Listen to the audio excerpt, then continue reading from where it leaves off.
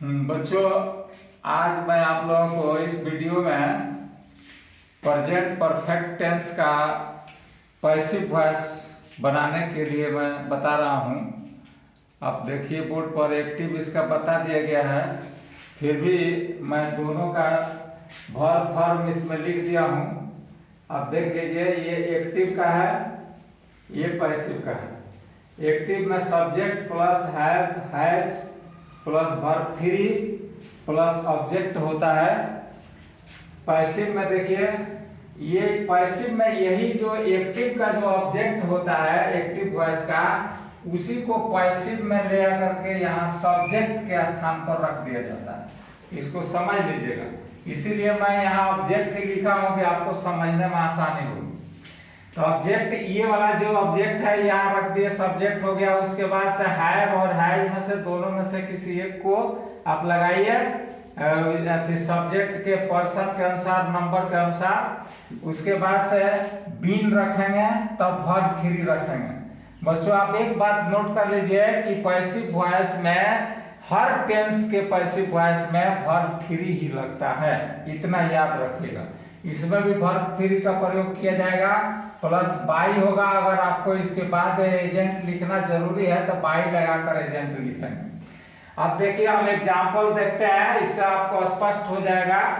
पहले हम active voice का एक सेंटेंस लिए हैं, I have finished the work. इसको देखिए किस तरह से पैसिव में बदला गया है। तो देखिए, इसका ये सब्जेक्ट है, ये हैव लगा है, ये वर्ब है, ये ऑब्जेक्ट है। इसी ऑब्जेक्ट को आपको पैसिव में सब्जेक्ट बनाना है। इसको यहाँ खींच कर लाइए। देखिए, ये यहाँ पर ये आपका ये सब्जेक्ट का स्थान पर द वर्क आ गया। इसके बाद से आप इस सूत्र में देखिए, हैव या हैज लगाना है तो द वर्क यहाँ पर थर्ड पर्सन सिंगुलर नंबर है, इसके अनुसार यहाँ हैज का प्रयोग होगा, तो हैज लगाया गया। उसके बाद से यहाँ देखिए वर्ब फॉर्म में यहाँ पर बीन लगाना है, तो बीन यहाँ लगा हुआ है। उसके बाद वर्ब थ्री है, तो यहाँ देखिए फिनिश का वर्ब थ्री फिनिश्ड होता है, जो यहाँ रखा गया है। इसके बाद से यहाँ बाई लिख करके सब्जेक्ट जो इसका होता है एक्टिव वॉइस का सब्जेक्ट, इसी सब्जेक्ट को उठा करके ले आकर के यहाँ पर बाई के बाद रखा जाता है। और यहाँ आई है तो इसको मी में बदल देंगे, बदल कर यहाँ रखेंगे। बच्चों, तो आपको समझ में आ गया होगा कैसे ये बदला गया है। इसी तरह तरीके से ये आप पहला उदाहरण देख लिए। दूसरा आप एग्जाम्पल देखिए कि ही हैज बीटन राम। तो देखिए, यहाँ पर सब्जेक्ट ही है, ये हैज लगा है, बीटन यहाँ वर्ब थ्री है और राम यहाँ ऑब्जेक्ट है। इसी राम को उठाकर आप पैसिव में यहाँ लाएंगे। आप ध्यान दीजिए, ये आपका सब्जेक्ट हो गया पैसिव वॉइस का। इसके बाद से इस सब्जेक्ट के अनुसार आपका हैज यहाँ रखेंगे। उसके बाद बीन, ये देखिए वर्ब का तीसरा रूप बीटन आपका हो गया यहाँ पर। इसके बाद बाई लगा करके यही ही यहाँ पर ले आएंगे तो हिम हो जाएगा, ये हिम यहाँ लिख देंगे। उसी तरीके से आप तीसरा एग्जांपल भी देख लीजिए कि मोहन हैज हेल्प्ड मी। तो यहाँ देखिए मी ऑब्जेक्ट है, और इस ऑब्जेक्ट को जब सब्जेक्ट का स्थान पर ले आएंगे तो ये आपका आई हो जाएगा, मी आई हो जाएगा। आई के रूप में यहाँ रखेंगे सब्जेक्ट के स्थान पर, और इसके अनुसार यहाँ हैव लगेगा, हैज नहीं लगेगा, हैव रखेंगे। तब बीन, उसके बाद से वर्ब का तीसरा रूप यहाँ पर हेल्प्ड हो जाएगा, और बाई लिख करके यहाँ मोहन जो इसका एक्टिव वॉइस का सब्जेक्ट है, ये ऑब्जेक्ट यहाँ पे बाई के बाद आ जाएगा एजेंट बन करके।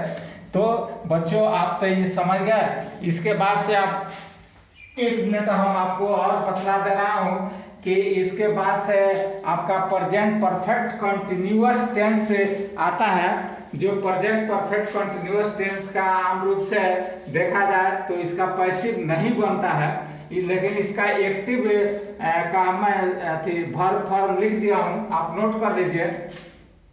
Subject plus have has plus been plus verb four. Verb four का मतलब कि वर्ब में आईएनजी लगता है, उसके बाद से ऑब्जेक्ट लिखते हैं। तो बच्चों देखिए, इसका पैसिव की जरूरत आम रूप से नहीं पड़ता है, नहीं बनता है। वैसे अगर किसी खास हालत में आप बनाना चाहें तो आप बना सकते हैं। वैसे तो मैं लिख दिया हूँ नो पैसिव, मैंने इसका पैसिव नहीं बनता है।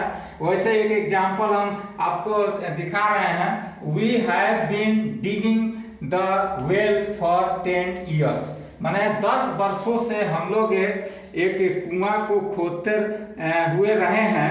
तो इसको अगर आप जरूरी समझिए तो आप इसको पैसिव में बोल सकते हैं। जैसे इसका पैसिव में बोलना होगा कि कुआं की खुदाई 10 वर्षों से हो रही है, माने होती आ रही है। तो इसको अगर आप पैसिव में अगर लिखना चाहें तो लिख सकते हैं। इसको इस तरह से हम लिखेंगे पैसिव में, आप देख लीजिए।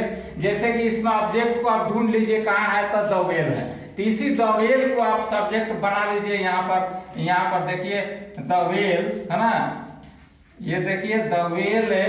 वेल के साथ हम हैज लगाए हैं, तो हैज लगा दीजिए। यहाँ पर हैज लगा हुआ है, यहाँ हैज लगेगा, हैज बीन, ये जो का त्यों रहेगा बीन। उसके बाद से देखिए इसमें एक बीइंग का प्रयोग इसके बाद किया जाता है ना। अगर जरूरी समझिए इसका पैसिव बनाना तो बीइंग लगा दीजिए बीन के बाद, और तब उसके बाद से वर्ब 3 रखिए। ये डिग का वर्ब 3 होगा डॉग है ना।